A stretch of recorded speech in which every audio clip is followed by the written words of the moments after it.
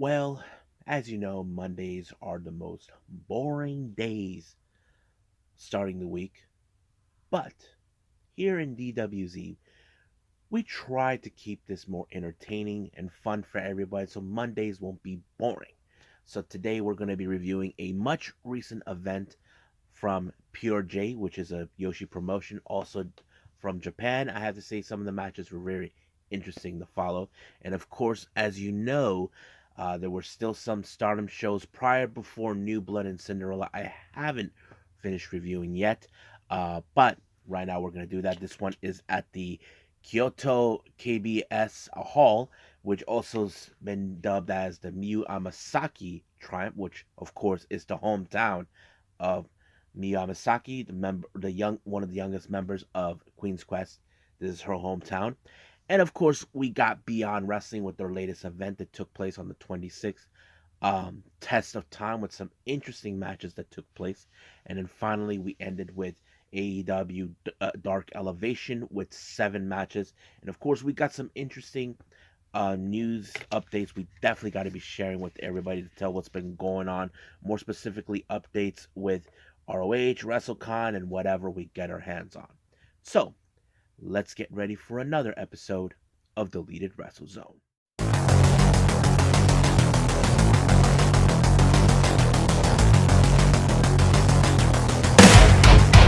Are you ready?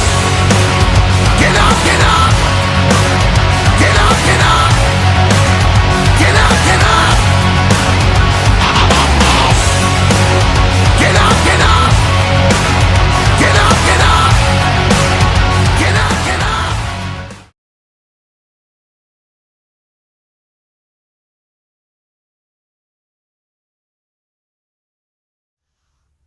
Welcome everybody to Deleted Wrestle Zone, all things that is pro wrestling with AEW, NXT, New Japan Pro Wrestling, Impact Wrestling, the National Wrestling Alliance, various promotions, wrestlers, matches, and championships.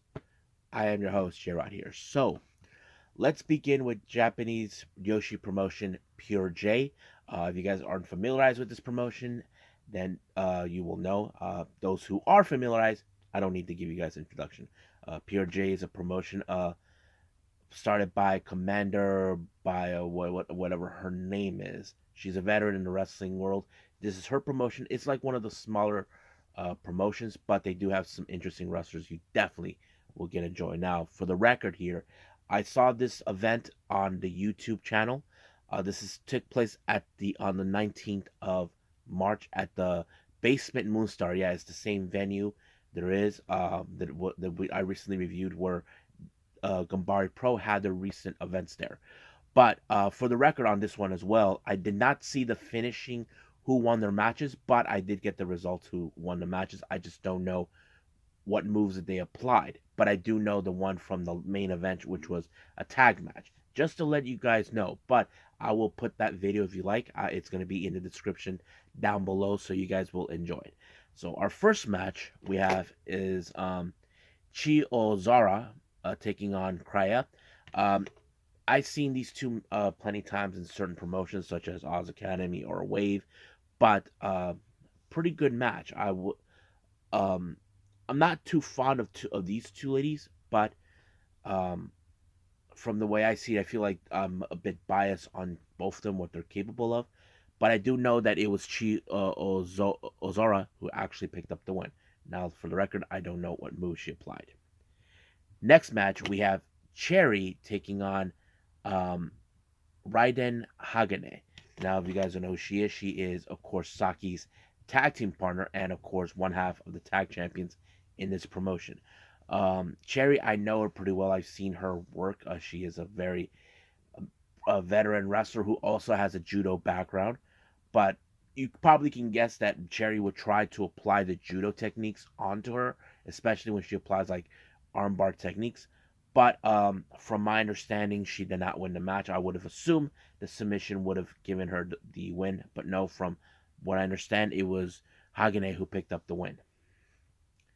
Next up, we got Misa Kagura, or as some people like to call her, Tam Nakano's clone. She takes on Hanako Nakamori. Um, Misa, she's one of those wrestlers I definitely would enjoy watching, but I don't know exactly how this match ended, but I do know that it was Hanako Nakamori who picked up the win. Next up, we got Kaori Yonoyama taking on Kazuki. This match had a little bit of fun in this one because I don't know what exactly Yonoyama brought. She brought like some sort of big flower, and they started dancing and all this. I mean, Yonoyama is a very genius wrestler, what she can do. But she did pick up the win, but I wasn't sure. But if I had to guess, knowing Yonoyama, her main move that she normally applies is the Okana roll. So I'm going to presume that's how it ended. Now, our main event is a tag match. This one, I did see how it ends, just to make it all perfectly clear. First team, we have Akari, the Chilean wrestler who's been living in Japan. She teams up with Leon. They take on Momotani and Colors leader Saki. Very impressive match, very intensified. Um, but I did like how both Saki and Momotani actually bond. I do, if you guys don't know this or not, Momotani is good friends with Saki. They actually knew each other from their time with At-Risk Girls. So basically, uh, it would make more sense to see them tag. But however, it was Leon who picked up the pinfall onto Saki. However, it got a little more intensified, where of course Leon picked up the win on Saki, and now she is issuing a challenge for the tag titles. And of course, Saki is not going to take this crap from her one way or the other. It became like a bit of a brawl between the two. Momotani and Hagane tried to separate uh, Saki from her, but it kept going and going and going. Don't know when will that match will take place, but I'll keep an update on this one for all you Pure J fans out there. So I think that's pretty much it. What we have for Pure J. It's time for Stardom.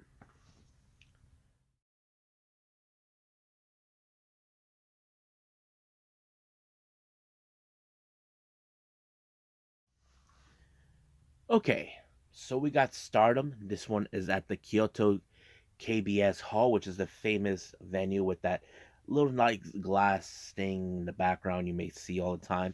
This took place on the 19th of March.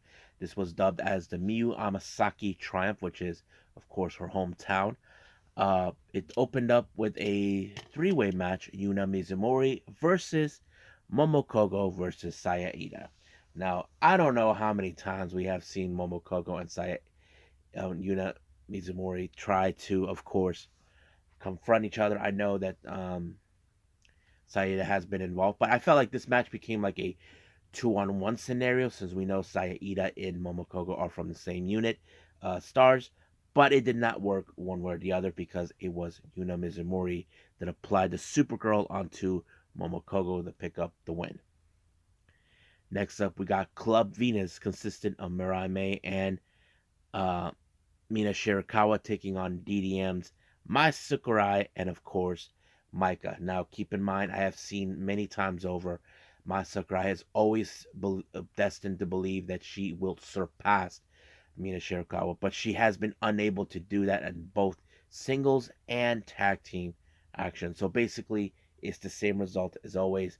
They were able to separate Micah from helping Mai Sakurai thanks to Mina with the figure four leg lock, which of course put her away, giving them the win. Next up, we got a four-way match. We have, of course, Starlight Kid, Saki Kashima, Koguma, and Azumi. Now, what all these four women have in common? Well, we know that, of course, Starlight Kid and Saki Kashima are from the same unit, Oedo Tai, but they're all high speedsters. But with the exception of Saki Kashima, who is in fact made the challenge for the high speed belt. So I'm sure this is her way of saying, I'm going to challenge for this belt regardless. And apparently she did, and she applied the Kishikase onto Azumi. And this probably will happen. We just don't know when, because here's the problem we do know. Thing is, we don't know when this official match between Saki Kashima and how do I say, and Azumi would happen. We do know Azumi will be participating in the New Japan ring for the IWGP title. But there's also the April 23rd at Yokohama. Now, there's those who have a theory that Mei Suruga will pick Azumi as her tag partner. We just don't know yet if that's the case. But we will see that when that happens. I'm sure many of us would love to see Kashima and Azumi challenge for the high speed belt. Now, speaking of Oedo Tai, we have the other members of Oedo Tai consistent of Ruka Momotani and Nomomo Watanabe, and of course Natsuko Tora. They take on the members of Stars, more specifically Hanan, Azuki, and Mai Iwatani. But you probably can guess that this match would fall in favor of Oedo Tai because it was Momo Watanabe with the Tequila Sunrise on Tahana that picked up the win. Next up, we got God's Eye, consisting of Mirai, Ami Suri, and Suri, taking on Queen's Quest, Lady C, Utami Hayashida, and Saya Kamitani. Now, I thought this match was pretty interesting, but um, it did end with, of course, what's her name, Ami Suri putting away Lady C with the luck like a thunderbolt onto Lady C to pick up the win. This next match is the most intensified one that you probably would guess. This one is between, of course, Cosmic Angels tag team Meltier, Natsupoi, and Tam Nakano taking on DDM's Julia and Himeka. Now, keep in mind, Tam is now making a play for the red belt. You know, she felt like she had enough with Julia, with her crap and all this, being a champion. She always felt that Julia will always get things handed over to her on a silver platter. But in this case, it was Natsupoi who picked up the win with the jackknife on Himeka, but Julia will not take this kindly, so she got in the face with Tam, and Tam completely lost it. She accidentally kicked in the face Natsupoi, but it was an accident. They did not put this in social media, but they put it clearly on the Stardom World on this one.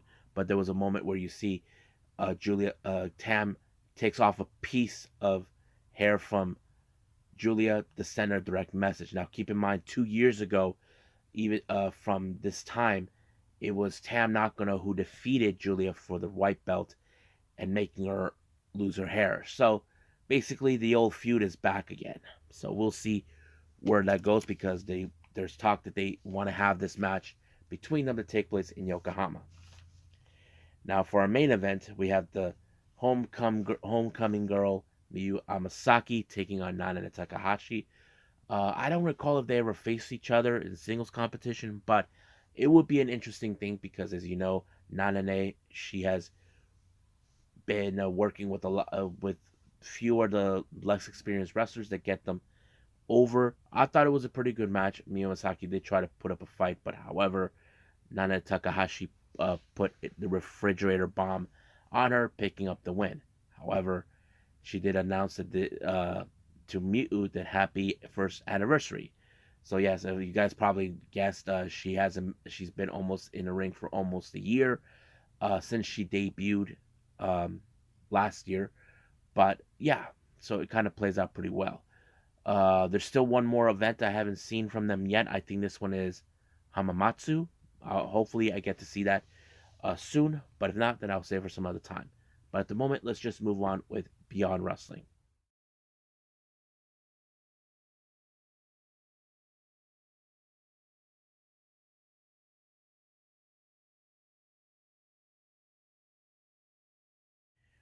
Okay, Beyond Wrestling with Test of Time. This recently took place on the 26th of March. Opened up with a very interesting match, more with intergender tag team match. We have Wreck Lawless and Willow Nightingale teaming up. To be honest with you, originally I did not know. I've recently found out not too long ago that those two are in a relationship, which is kind of interesting, but a lot of fun. They take on what's his name, Teddy Goods and LMK. I thought this match was pretty fun, because Willow Nightingale is a real fun girl to enjoy. but it was more intensified in some capacity. But at moments, there was a moment, I don't know who the hell this guy was in a mask, shows up because everybody was, in fact, already like on the ground, including the ref. But this guy decided the count, the 10 count if they don't get up. I don't know what the deal is, but same that there's some that this guy has a connection with the guy named Love Dog who has a thing for LMK. But I don't know. But this match was really good. But it was Rex who picked up the win onto Goods with the choke bomb with the choke bomb, and boom, it was over, giving him and Willow the win. Next up, we got Ray Jazz taking on Alex Coughlin. Now, this is a very interesting match. We all know Alex Coughlin, who he is, was trained under by Katsuyori Shibata. However, this is one of those high anticipated matches where people would presume that Alex Coughlin would win since he is uh, one of the graduates of the LA Dojo, but somehow Ray Jazz was able to pick up the win with the backslide, giving him a win. I'm sure Colin feels like disappointed that this happened. I don't think he expected it, but it did. Next up, we got Dan Burry versus Ichiban. Uh, Very interesting match. I am familiarized with Ichiban. I've seen him many times. If you guys don't know what Ichiban means, it means number one, and I just loved it. But Ichiban applied an avalanche DDT onto Dan Barry, and boom, he wins the match. Next up, we got tag team action. We got Milk Chocolate, consistent of Randy Summers and Brandon Watts. They take on Wasted Youth, Marcus Mathers, and Dylan McKay. Now, however, this particular match tells a story in some capacity where Milk Chocolate are now being the team that they need to be talked about because the fans don't like them. However, they were able to pick up a good win onto Wasted Youth when they put away Marcus Mathers, and it was Watts who picked up the pinfall. However, they gave a little promo saying that they are the one team that cannot be ignored. They want a shot of the IWTV Independent Wrestling Tag Team titles, which they believe this is their time, and they are putting the current tag champions, I believe they're called Miracle Generation, on notice. Next up, we have Brad Hollister taking on Garvin. I haven't seen this guy for a long time. I've seen him on MLW in the past, but I think he was very fun and impressive. Like a majority of the match, he actually was picking up the momentum. But near the end, it was Brad Hollister who won by applying the jackknife, giving him the win. However, fans in the post match were saying, "Please come back" to Garvin, telling him they really want him to come back. I'm sure he probably will be back. Next up, we got another intergender tag match. We have Aaron Roque and Becca. They take on the Best Bros. It appears like everybody were on the side of the Best Bros because everybody loves the Best Bros. I thought this match was pretty good. Rourke, he's a piece of garbage. He calls out Mei Shruga. He decided, oh, I'm going to let Becca take it. But it was, of course, the 450 by Becca who picked up the win onto Mei Shruga. I'm sure that one day they will get retribution for this loss, but that's for another time. Next up, we got Tracy William, the Hot Sauce, taking on Ryan Clancy. This match was rather good because if you guys aren't familiarized with Tracy Williams, he is one of the best technical wrestlers. If you guys remember, he was the one who ran Catch Point, which was a faction that was started by Drew Gulak. It's all about the technical aspects of wrestling that they do. You probably would have thought, okay, this guy would have had the much better advantage, but no, somehow Ryan Clancy was able to pick up the win by applying a very peculiar pitfall I'd never seen before, and I don't think the commentators have even seen that. But I think this was a great upset to witness, so I think that was pretty good. Next up, we got Channing Thomas versus RP. Now, Thomas, his freaking manager, keeps getting himself involved when Ricky Stark, RSP, he has played dirty tricks in the past. He has seen it. He's done it all. So he knows exactly what Shannon Thomas would do. But the obvious thing that changed It's that manager, that no good for nothing manager, passed something on to Thomas and put it in his knee. I don't know what kind of object, and he used that to wipe out RSP to give him the win. So I don't know where they're gonna go, but we'll see how that plays out. But yeah, cool. Next up, we got the IWTV Independent Wrestling Tag Team titles on the line. We have above the rest, or as they call themselves, ATR. Tristan, Ty, and Gabriel Sky. They take on the current champions, Miracle Generation, consisting of Dustin Waller and Kylon uh, King. I thought this match kind of reminds me a little bit of like Young Bucks and Motor Machine Guns when they first started out in TNA. If you remember, it was kind of like that, their feud. I thought it was pretty impressive from seeing it, but I was enjoying every moment of this one. I think this was one of my favorite matches of the night, but it was, of course, a what was it? A slash splash by Waller onto Gabriel Sky to retain the title. So we'll see who will be the next competitors to challenge them for these titles. Now, our main event, we have Bobby Orlando versus the bad boy, Joey Janela. Now, Bobby Orlando, he's like basically the guy who wants the torch to be passed on to him since he was a kind of like a follower to Joey Janela or looked up to him, whatever you want, however the commentators were telling. But oh man, this match was so insane.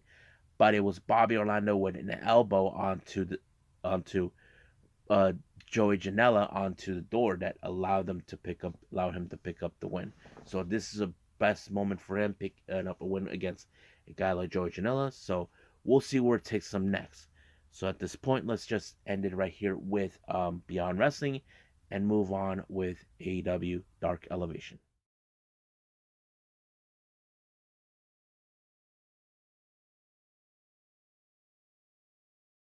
Okay, our final review, AEW Dark Elevation, opened up with R.A. Daivari representing the Trustbusters, and he teams up with Tony Nese representing the Varsity Athletes, along with that Weasel, Smart Mark Sterling. So they take on Lane Summers and Campbell Myers. Okay match. It did ended with, of course, R.A. Daivari with the frog splash onto Lane Summers to give them the win. So I wouldn't call that as a big deal, but that's how it plays out. Next up, we have Morena Shafir and Nyla Rose. They take on, I'm going to presume, a pair of sisters, Blair and Sage Hale. Now, we've always seen Marina Shafir how impressive she is with submissions. So I don't know what kind of submission she was using, but it was so devastating. I couldn't tell who it was, but if I have to guess, it would be Blair, who ended up in the submission by Marina Shafir, giving them the win. Next up, we got Will Nightingale taking on Maggie Lee. You can guess that this match ended with Will Nightingale with the Dr. Bomb, and boom, just like that. Next up, we got the ROH Women's World Title in a Proving Ground match. Athena versus Tootie Lynn. If you guys aren't familiar with, if you guys know who Tootie Lynn is, then you know what she is. But I'm not sure how this match ended. I'm going to presume that this match ended with a no contest because Athena was trying to break Tootie Lynn in half. But during the post match, we did witness Emi Sakura there with the belt. I don't know what's going on, but she kind of put Athena more off base when not realizing what happened until she got like a DDT or taken out by Emi Sakura. It was later announced that Ring of Honor that Emi Sakura will face Athena for the ROH title on Thursday. So I'm looking forward to see that. Next up, we got the Spanish announce team. Angelico Luther taking on Isaiah Cassidy, Matt Hardy, and Ethan Page. Now, Ethan Page was not in a good mood due to what happened to Stokely Hathaway. So they were trying to cheer him up, you know, it's like saying, come on, you know you want to. So as soon as they were able to get him in the ring, he was already pumped and fired, and Matt Hardy told him, do it, do the twist of fate, do it. And he liked that. And as soon as he did the twist of fate, he gave Isaiah Cassidy, do the swanton. just like that. It was like just like that. So I think he felt better now that Stokey Hathaway, he may have lost, but at least he's cheered up. Now our main event is Diamante versus Riho. You probably guess this was going to be a good match. Um, Riho picked up a good win against her when she applied the Renhai onto her, and boom, just like that, giving her the win. So as you know, it was later announced that Riho will be in a in a women's title match against Jamie Hayter, I believe, Wednesday. So we'll see what happens. Uh, I don't know if this is like another payback for Jamie Hayter. If you guys remember, she did lose to Riho before, but we'll see how that goes out. Because I wouldn't be surprised if the Outcast was stop at nothing to get obtain the AEW Women's World Title. So that's what I think. So I think that's pretty much it. So I believe it's time to move on with news updates.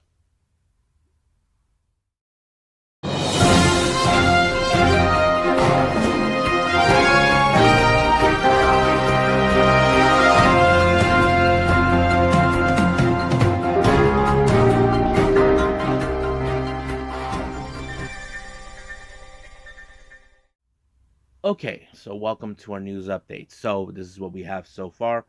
WrestleCon, as you know, they continue to add more guests who will be making appearances. This time they announced Sonny Ono. If you guys remember him, he was the manager of Ultimo Dragon, so he'll be there. Former WWE Women's Champion Melina will be there. Lince Dorado will be there too, and so will, of course, Spanish Mexican wrestler Luchador Aerostar, who's one of my favorite high flyers. So, just letting you guys know. If there's any more on the next updates, then I'll let you guys know. Ring of Honor has announced for 2 matches, both title matches. The pure title will be on the line because it's been announced that Shibata has accepted the challenge by Wheeler Yuta. Wheeler Yuta wants to take out Shibata once and for all to put his defeat on his resume. But we'll see how that plays out at the Super Card of Honor this weekend. And then after that, we do have the ROH World Six-Man Tag Team titles on the line. The Embassy, Bishop Khan, Teo Leona, and Brian Cage will defend them against R.A. Fox, Blake Christian, and Matillic. So those are the only 2 title matches that have been announced. But if there's any more, I'll let you guys know at some other time. Now for our GCW updates, for the emo fight taking place on the 31st, they announced Jimmy Jacobs will be facing Kevin Blackwood. Now GCW does make a return back to Vegas on the 26th of May, so mark your calendars. Or if you guys are from the Vegas area and you're big fans of GCW, just letting you guys know. Another participation coming from, of course, what's their name? From Queen of the Indies, they announced someone named Charisma. I don't know who she is, but it's going to be interesting to see. Now, apparently for the upcoming Stardom event on the 15th in Corkin Hall, there's going to be God's Eye versus Cosmic Angels. Now, someone pointed out about something that brought back some history. If you guys remember during Waka Tsukiyama's early times since she first arrived to Stardom, this is what someone posted. That kind of goes back to it. This is back in September 12th of 2021. Tam Nakano versus Waka. This is what Tam said. Who did you want to come to Stardom? Waka but will say Kozen Konami. Now, I don't know exactly what's the case, but if somebody may think maybe this is coming for a circle. Now, I did review recently. Now, we do know that Waka has lost maybe in singles action, tag action with Nanane. She just recently won her singles match against Lady C at the opening rounds of the Cinderella Story tournament. I'm not sure if this is another way for Waka to redeem herself from those losses, because I wouldn't be surprised if that's like the story they're throwing out for Waka, like saying she's now getting in her winning ways. Now she's redeeming herself from the losses that she had in the past. So that kind of could tell a good story. I'm sure there's one redemption of her losses that she had, and that one would be definitely my Sakurai. I wouldn't be surprised. So this match, I'm kind of curious about. This will take place on the 14th of April. So mark your calendars, boys and girls. Now, finally, as you know, it's been announced that Stacy Keibler is now the latest inductee in the WWE Hall of Fame.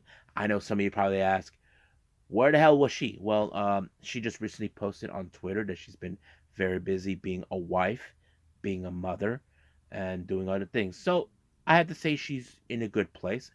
Um, Gregory Helms, also known as the Hurricane, even said this on his Twitter, like saying, three out of my sidekicks have made it all the way to the Hall of Fame. And he's right. Uh, Rosie was one of them. Molly Holly was one of them. And now Stacy Keibler. So it's kind of interesting. He's like saying, I'm a proud father. They're all in the Hall of Fame. So I think that's great. I think I like what they're how he's making himself look proud that yes, they're in the Hall of Fame. So well, I don't know who will be inducting her, but hopefully we will find out. I think that's pretty much it for our news update. So let's call it a day. Well, I hope everybody enjoys this episode. Coming up, we do have an upcoming Waka Unagi Sayaka watch. If you guys haven't been keeping up, as you know, I'll be reviewing at least 5 matches from Marvelous, Zero One, and others, and of course, reviewing also giving out her upcoming match and schedule and whatever come around. But for our next episode, as you know, it is Tuesday Wrestling. We will have NWA Power, AEW Dark, and NXT. If there's any other wrestling events that I might review, I will through those gladly for all of you. I think that's pretty much it. So stand by for the Unagi Sayaka watch. So for now, I'll see you guys in the next DWZ time. Same DWZ channel. I must bid all of you adieu. So, goodbye. Mwah. And have a nice day. Bang.